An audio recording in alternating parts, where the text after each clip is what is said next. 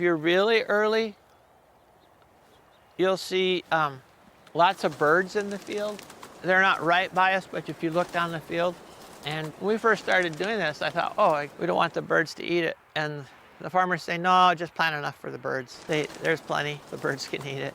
It's beautiful to see them out here. A lot of people don't realize that wheat did not originate in the US. Wheat was brought with the people that came from Europe. So I like to say the people in North America got bread and flour tortillas, and the people in Europe got polenta, tomato sauce, and potatoes. That was the great exchange that took place in agriculture.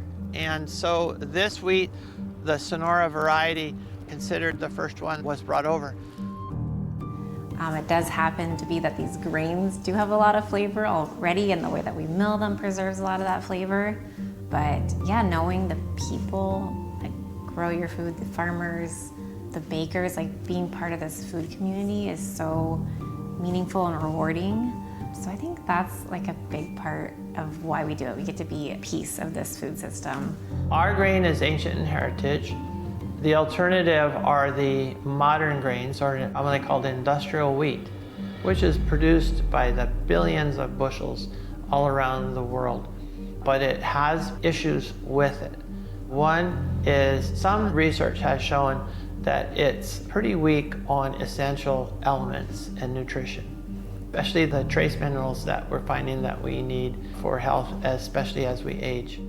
The second thing is that it is very much dependent on inputs. In other words, things that have to be added to it.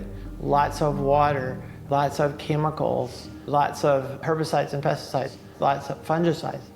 As people contrast the two grains, there's a huge difference in flavor and performance when it comes to using it in baking.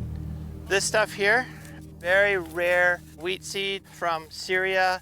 Old school, back at the beginning of time, this is something they grew there. And we're growing it up because we're interested in using it for bread and pasta. But this strip here that we're harvesting was probably about 2 pounds of seed. And out of this, we're going to get 30 to 40 pounds of seed. Next year, that will get planted. And out of that, we'll get maybe 400 or 500 pounds. And plant a full-scale production plot, then we'll probably get 2,000, 2,500 pounds of seed. From that, we could plant 20 acres, and 20 acres should give us about 40,000 pounds. And then Hayden Flour Mills can commercialize it. That's why we want to keep this stuff going, by the way. These older varieties don't yield as much, but they have really strong genetics that can be used to breed modern varieties. Preserving these grains is so important, and it's like one of the most rewarding things we get to do is growing out these seeds from a seed bank, and to see them kind of from a handful to being in now like a full production dried pasta product, and it otherwise would have been lost. I don't know, I feel like it's kind of like endangered animals. Like there's like a sadness when our biodiversity is lost.